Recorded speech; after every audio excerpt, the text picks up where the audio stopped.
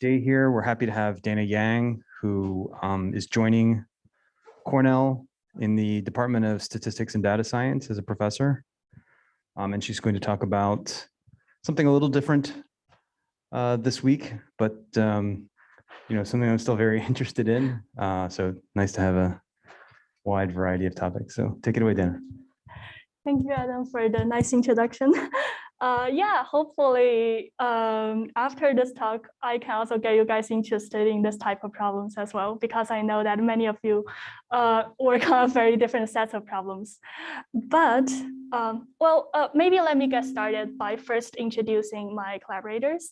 This is joint work with my amazing advisors, Yihong Wu and Jiaming Xu, and also our wonderful collaborator, Jian Ding. So you may have encountered or even worked on planted problems where the problem is formulated very simply. You have a planted structure in a random network, and the goal is to recover this planted structure from the noisy observation. So examples of this type of planted model include like planted clicks in Erdős-Sérényi graphs. And also, you could, like the planted structure could be a block structure where you could model the noise using the stochastic block model. And then the recovery of the block structure is exactly the community detection problem. Now, aside from the very many like unlimited potential for real applications in both social networks and in other sciences, I think a big reason why this type of problem attracts a lot of researchers, including a lot of people in the CCSI program, is because you can ask very interesting fundamental questions that are of theoretical interest. And those questions, they're usually formulated as when and how can you recover this planted structure from the noisy observation? So usually when you ask the when problem, you pose the problem as a statistical question, saying that what is the best that you can do regardless of any computational constraints. And the how question is more often algorithmic, and you can ask questions in the positive direction, saying what's a good algorithmic design for recovery, and you can ask also the negative question, which is are there any algorithmic hardness for this type of problems? So the problem that I'm going to discuss today is it's a very small subset of this large sea of problems. And it's probably one of the simpler planted models that you have encountered. So this is when the planted structure is just assumed to be a perfect matching in a bipartite graph. So a bipartite graph is basically a graph that contains, say, n vertices on one side and n vertices on the other side. And a perfect matching in a bipartite graph is simply a set of n edges where for each node on the left, it is matched to its one and unique true match on the right. And then we assume the observation is somewhat noisy variant of this graph. And of course, the true observed graph does not really contain the colors. And therefore, the goal is to recover all the red edges, i.e. recovering the true planted matching. So why do we care about this problem? Well, the dominant motivating application is the so-called particle tracking application, where you have a bunch of particles that are placed together in the same environment. And in order to observe their movement or their behavior, you take snapshots of their locations at different time points. Now, with these snapshots, you want to tell which particle moved to which place in the next time frame. And that corresponds to the recovery of the true matching among these pairs of particles. So these particles, for example, they could be all kinds of organisms, such as a school of swimming bacteria. It could also be a flock of birds that are taking off. But the difficulty is to recover like which bird fly to which place the next second. And being able to recover this true matching is important because it allows you to recover the whole trajectory of all these moving particles, which is crucial for the behavioral analysis. So with that, let me just formally state what our planted matching model is. So you have a planted matching denoted as M star that is drawn uniformly from the set of all perfect matchings. So they're denoted as the red thick edges in the graph. And aside from those red edges, we also assume that there are a few unplanted edges. So for each edge that is not a red edge, it's going to appear in the final observed graph independently with probability d over n, where this parameter d here is basically encoding the sparsity level of this graph. And I'm going to always be drawing the planted edges as red and the unplanted edges as blue.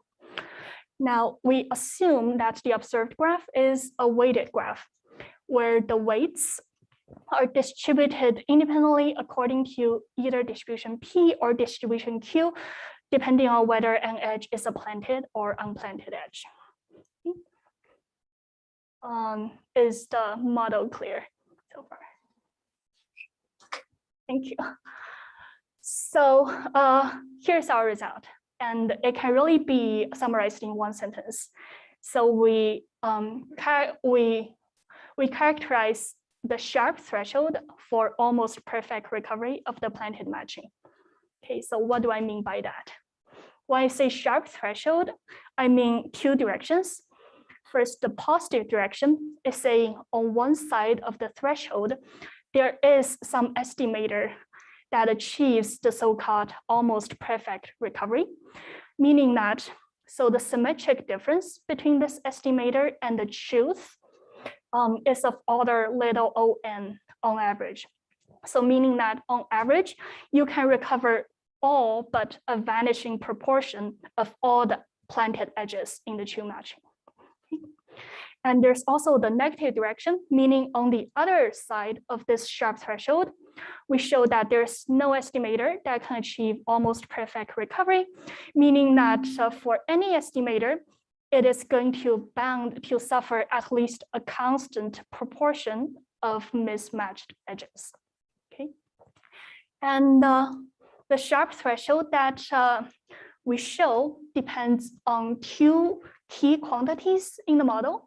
First is the sparsity parameter d, and the other is the Bhattacharya coefficient, or some of you may also know it has the Hellinger affinity between the two distributions P and Q.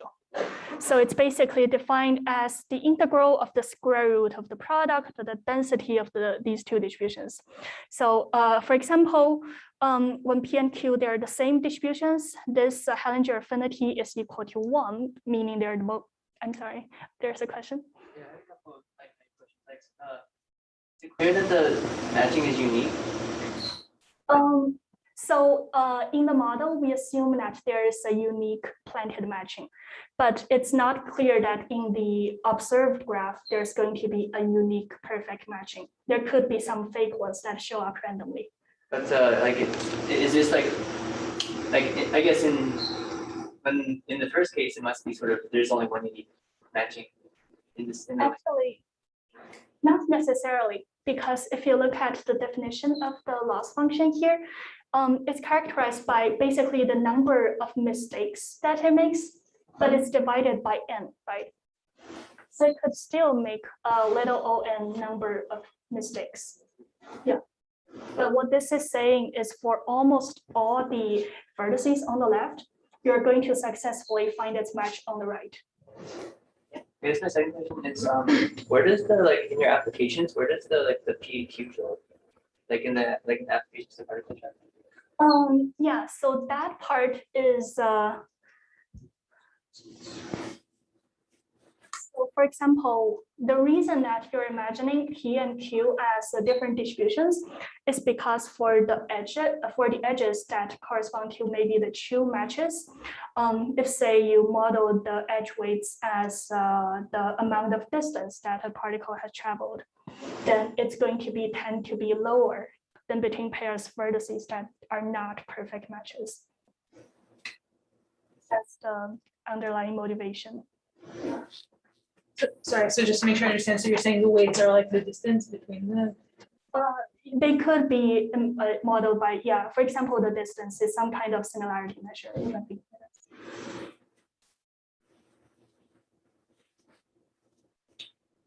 Sorry. Okay. Like in the particle tracking application, it's more like a random like geometric graph, like a tree. It's something like you're taking, you know, Yes, like, yes, that's true. So in the Erdo training graph, so this is more like a generalization of the model.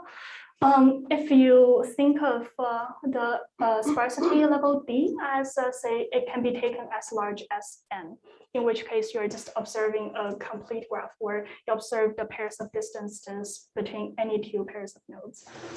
So our result incorporates the particle tracking example as a special case.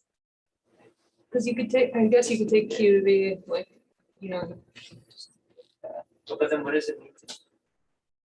Oh, you're right. Never mind. Yeah. No. Yeah, so I should really point out that I fully admit this is a very abstract, like idealistic way to capture the particle tracking example.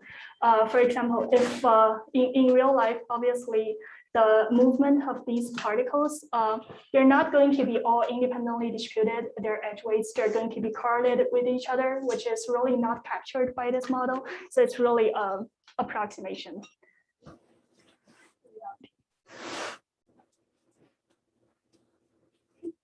Thank you for all the great questions. And really, please feel free to stop me anytime in the middle of the talk. Now, as I just briefly mentioned, the result does work for both the sparse case where D is bounded and the dense case where D can go to infinity. And in particular, in the dense case, I should point out that we do need appropriate scaling assumptions on the distributions. And those assumptions, wait, where is it? Yeah, those assumptions are basically for ensuring when you focus on each node and look at all its incident blue edges, because in the dense regime, there could be many of them. But if you look at the one that is the most likely to be the right match, then its likelihood per se is basically on par with the true red edge that it's incident to. So we do need some kind of scaling assumption in order to make this a sharp threshold result hold.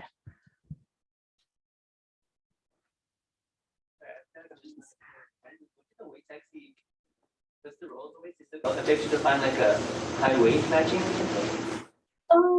Not necessarily. So like a high weight matching, in some cases, they could correspond to like the maximum likelihood estimator for this problem.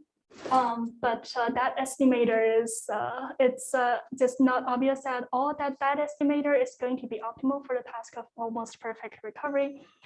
And so the goal is always, there is an planted matching to start with. And this is the matching that is in the graph, but you don't observe it. And the goal is now based on the random weights that is observed, you want to recover what it is. But the truth is always unique.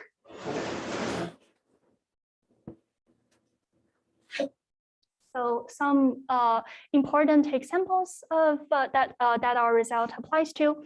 One example is the so-called exponential model. This is actually a model that has a sort of rich history, which I will get to later in the talk. It has been studied quite extensively in the literature before, and I'm going to discuss its significance later. But it's basically this special case where D is equal to N, where you basically observe a complete graph. And P and Q are both exponential distributions, but with different rates. And it has been conjectured in the literature that the Sharp threshold for almost perfect recovery happens at lambda equals 4. So this is indeed rigorously shown in our paper as a special case of our result. Another important example is the so-called unweighted model.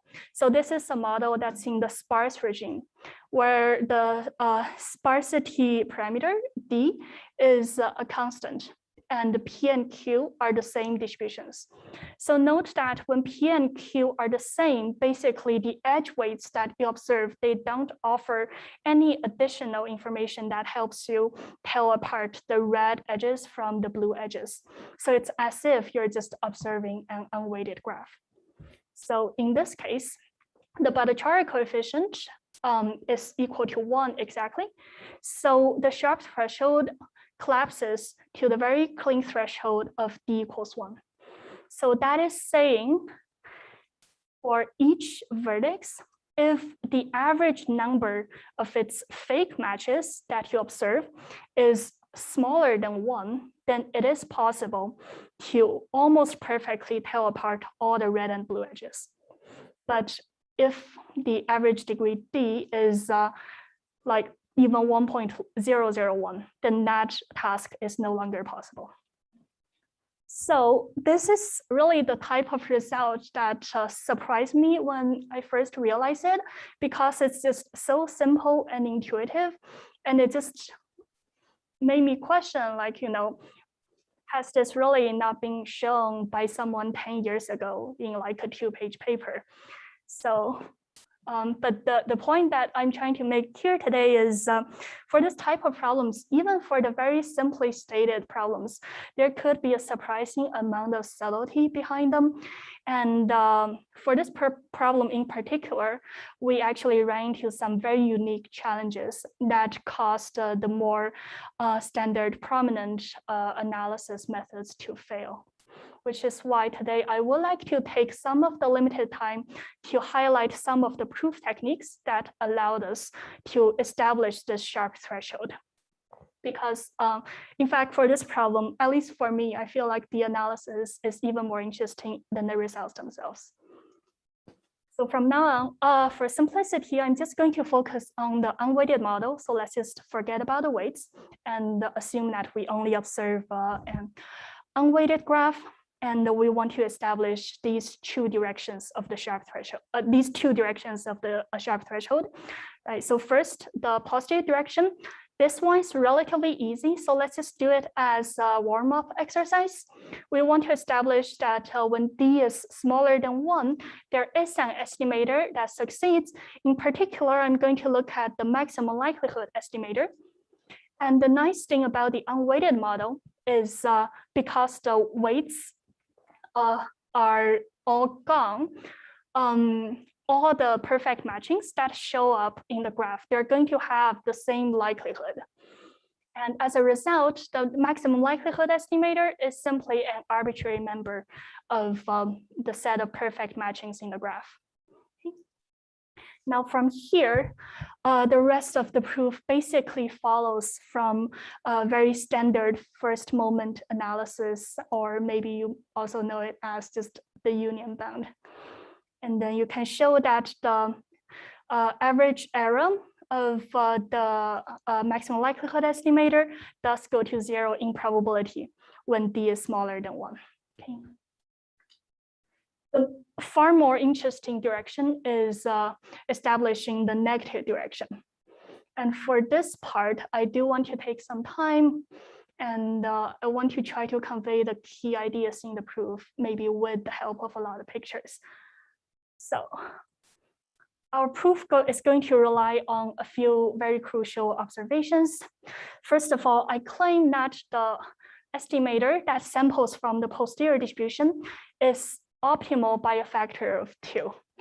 What I mean is that if M tilde is the estimator that's sampling from the posterior, then we can show basically via a triangle inequality and the Bayes rule that for any other estimator M hat, its loss cannot beat the loss of this posterior sampling estimator by a factor of 2.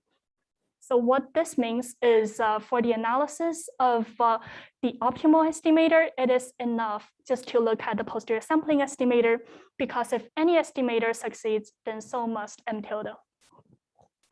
The next observation is that we actually have some understanding about the posterior landscape of this problem.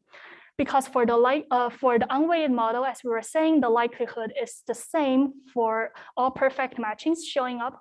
And because the prior is uniform, the posterior distribution is simply going to be a uniform distribution over the set of all perfect matchings. Or you can imagine the set of all perfect matchings in the graph as shown in the picture here. You can think of M star, the truth, as the center of all these matchings. You can divide the space of possible matchings into a good set and a bad set, where in the bad set, the matchings are going to make at least a small constant delta times n number of edge mistakes. Now, our key proof idea is basically showing that there is exponentially many, so there are overwhelmingly large number of bad solutions that show up with high probability. Now, because the posterior distribution is simply a uniform distribution over the space, so when someone samples from the posterior with high likelihood, they're going to end up in the bad region and therefore suffer a constant proportion of mismatched edges. So that's the idea. Now, how do we prove that there are these exponentially many bad solutions? Well, we do that by characterizing what the symmetric difference from any generic matching to the truth looks like. And I claim that this metric difference is always going to consist of a disjoint union of alternating cycles. And this simply follows from the fact that for each vertex that shows up in the symmetric difference, it's going to be incident to its unique true match edge and the fake edge.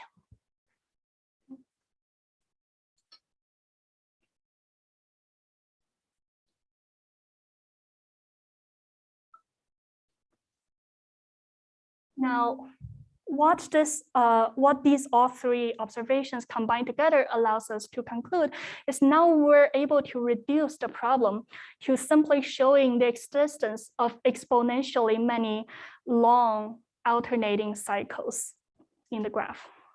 Now, sorry, I forgot to mention that when I say a cycle is alternating, it's basically a cycle that goes planted, unplanted, planted, unplanted until it completes the cycle.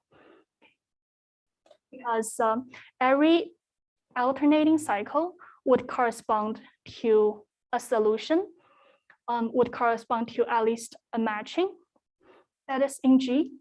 And if the alternating cycle is long, then it's going to correspond to at least a bad matching in G, which is why it suffices now to show the existence of exponentially many distinct alternating cycles.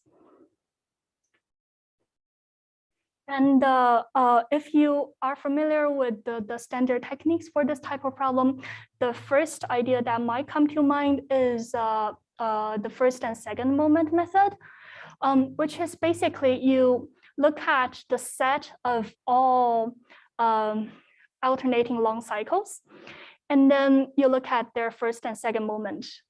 So for this problem, the first moment is indeed exponentially large, but there's a trouble for the analysis for the second moment.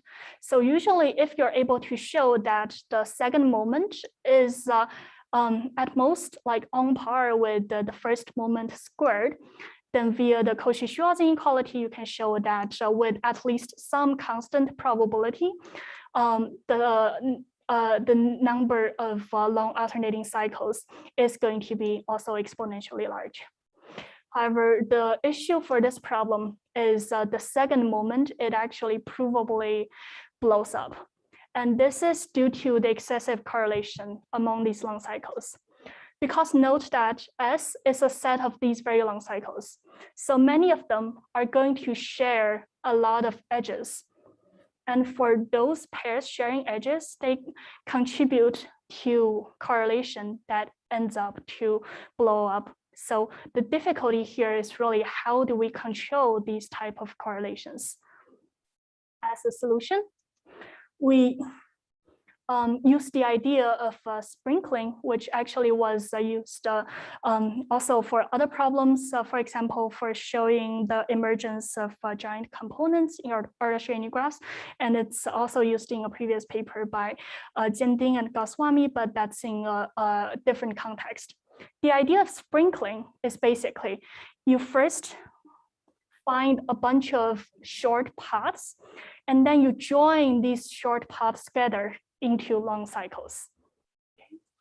So it's a simple idea because the paths that you're finding are short, so there's relatively smaller correlation between them. So that's the idea.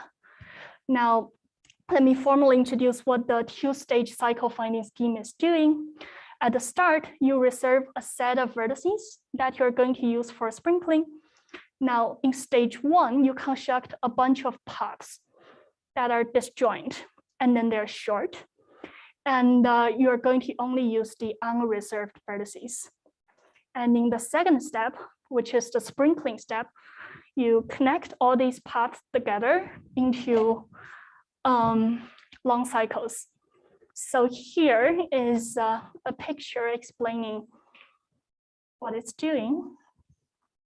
You have a set of reserved vertices V, unreserved V complement. You find short disjoint paths in this set, and then connect them through edges from V to V complement, and also amongst V itself, in order to form the final desired cycles. So that is the proof idea. Now, the hope is that among V and between V to V complement, these guys are going to be fairly well connected, so that it allows you to find exponentially many possibilities to join these short paths together. Now, that is the hope. Unfortunately, that turned out to be wishful thinking. In fact, when we're analyzing this model, they turned out to these between V and the V complement and amongst V itself, it's not so well connected. So very unfortunately, we have to resort to a slight variation of this model, of this method, which is instead of starting with finding disjoint paths, we're actually going to start by finding disjoint bushes. Okay.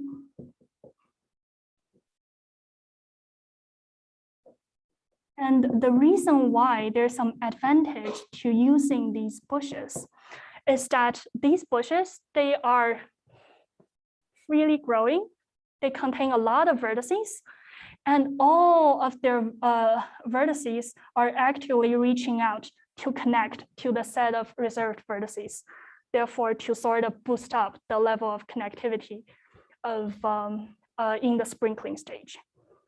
So this is a very bad drawing for illustrating the idea, but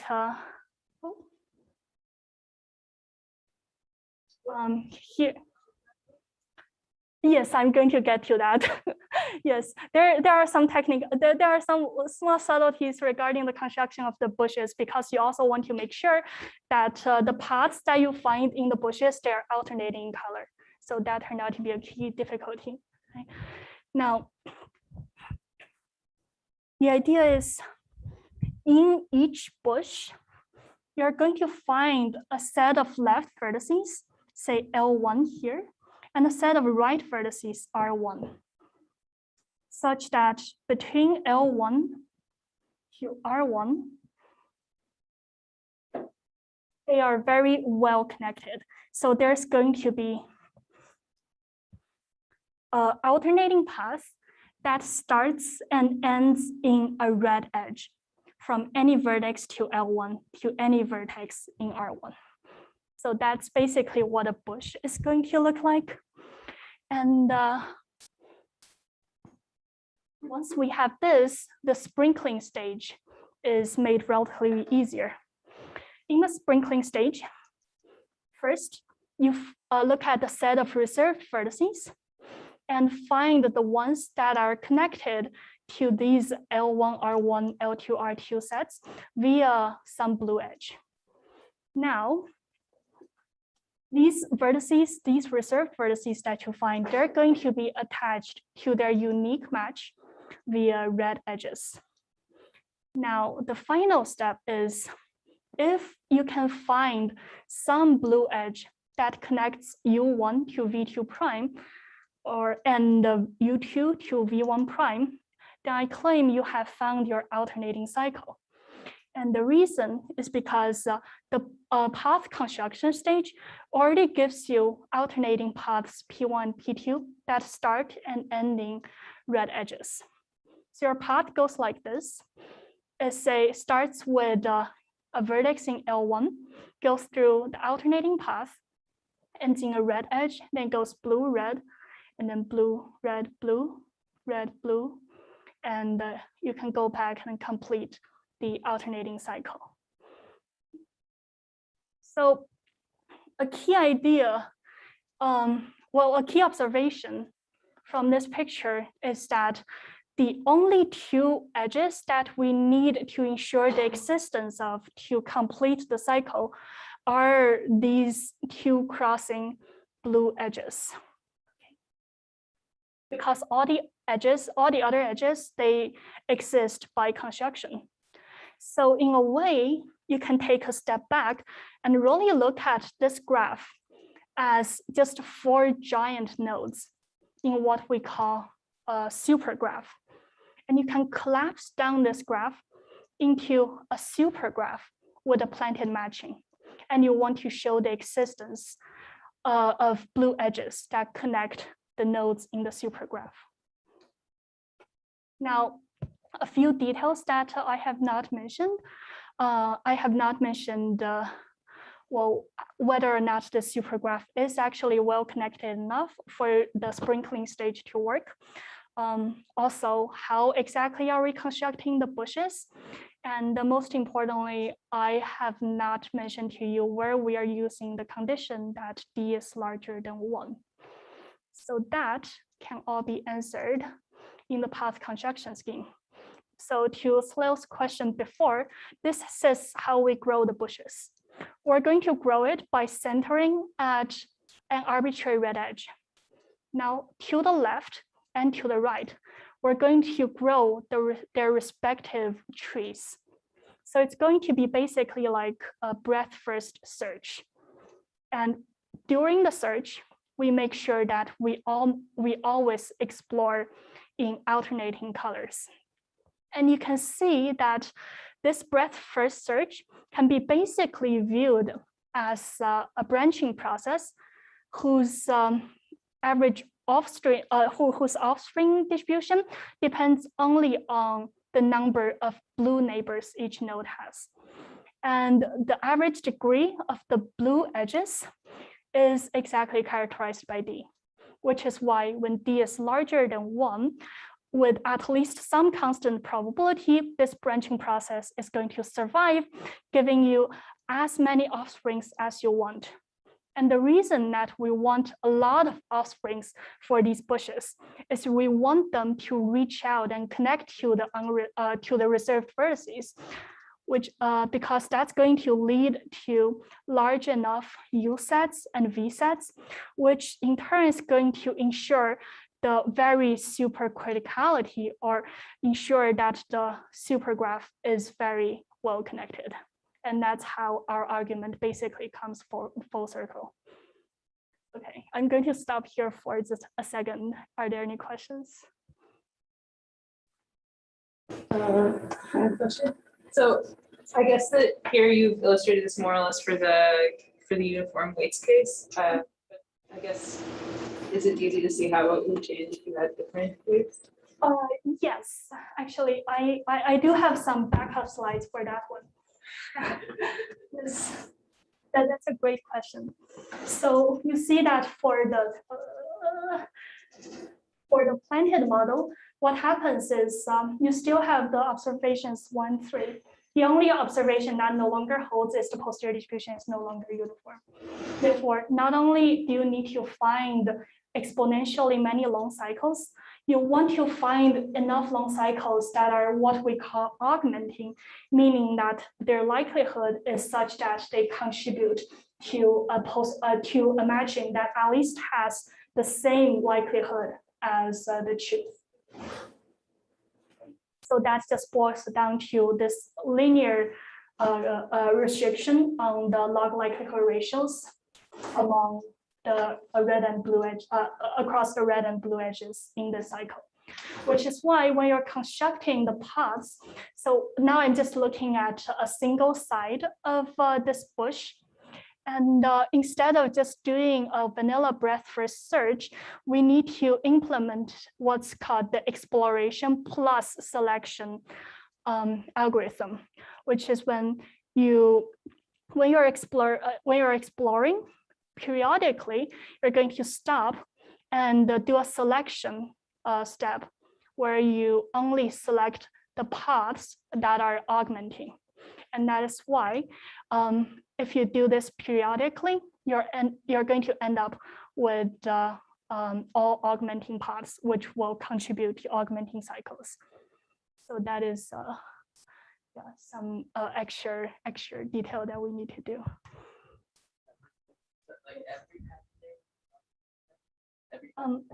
Yes, basically. I mean, all the selected paths. So I mean, for example, from IK, you go down and look at this path. If this path is augmenting, then you keep it. Yeah, but for all the other paths, you discard it, meaning you no longer keep growing from the leaf nodes. So the goal is afterwards, when you look at all the selective vertices, their path to the root node is always going to be an augmenting path, because it consists only of augmenting segments. So do you remove the ones that don't? Yeah, well, you can think of removing them, or just in the next stage of the breadth first search, you no longer grow any edges from them. Do you hear about like the thing that go depth or like high depth? Sorry, can you repeat the question?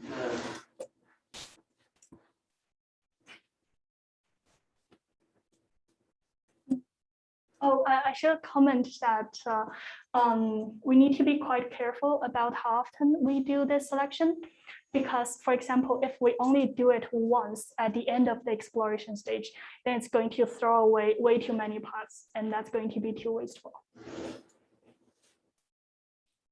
Now, I think I maybe have -1 minute, so I'm going to very quickly go to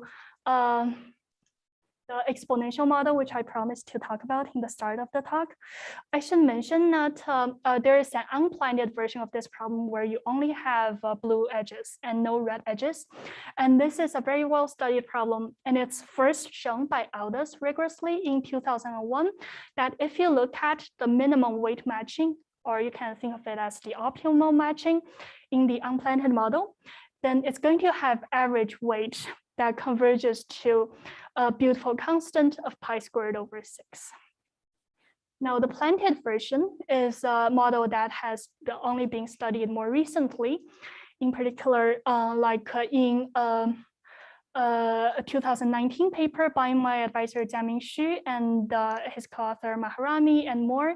They analyzed the minimum weight matching also and show that it achieves almost perfect recovery if and only if lambda is above the threshold 4, which is why they conjecture that lambda equals 4 is indeed the statistical limit for this problem.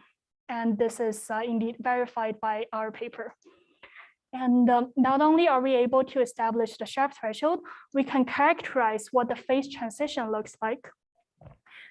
Meaning that if you draw the phase diagram as the function of lambda, so we know that when lambda is above 4, the error is 0. And we're able to characterize the error around the sharp threshold. And we show that when lambda is, say, a small distance epsilon away from the sharp threshold, then this error behaves like e to the minus some constant over square root epsilon, meaning that it's going to be infinitely smooth at the phase transition. Or you can think of it as revealing an infinite order phase transition, which has been conjectured in a previous paper by Smergen, Sakuro, and Zadovarova. Okay. Now, at the risk of confusing the hell out of you, for this exponential model, we actually have to go back and now use paths instead of bushes in order to establish this lower bound in the phase transition. And the reason is when we're trying to establish tight lower bounds on the error, we want to try to find the very long cycles. And which is why when you look at these short, thick bushes, it's then being way too wasteful. Instead you want to look at long, thin paths. And for the exponential model, we had to do a lot of additional work to make this sprinkling step go through. Yes. So when you stated the theorem, you stated it for generic P and Q. Yes. So I guess, is there some kind of like characterization of the types of distributions for which you need to use pushes versus paths? No, actually, so for the sharp threshold, lambda equals 4, that is a special case. That is just I see. This is only for the infinite order phase transition. yeah, to Okay. obtain this sharp lower bound on the error. Yeah, that's the place we need it. And with that, let me just very quickly conclude model. We established the sharp threshold and the infinite order phase transition under the exponential model. And the key takeaway is that the sprinkle idea is really powerful. So some open problems are, can we characterize some phase transitions for general distributions? So we actually have a result in the paper for the unweighted model saying that under the unweighted model, the phase transition is actually finite order, so it's not infinitely smooth. So we know the phase transition is going to be distribution dependent. Also, we're only able to characterize what the error looks like near the sharp threshold. Can we characterize this error across the entire parameter range? Third open problem is the planted matching is basically a planted one factor graph. What if there's a planted k factor graph? So for this problem, it has been conjectured that the sharp threshold happens at square root k times the Botic-Chaudhry coefficient equals 1. So it will be really great to show this rigorously. That's everything. Thank you very much for listening.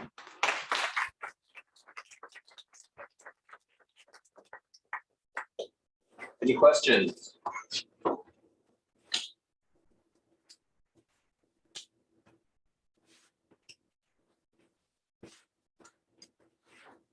Okay, let's thank Dana again.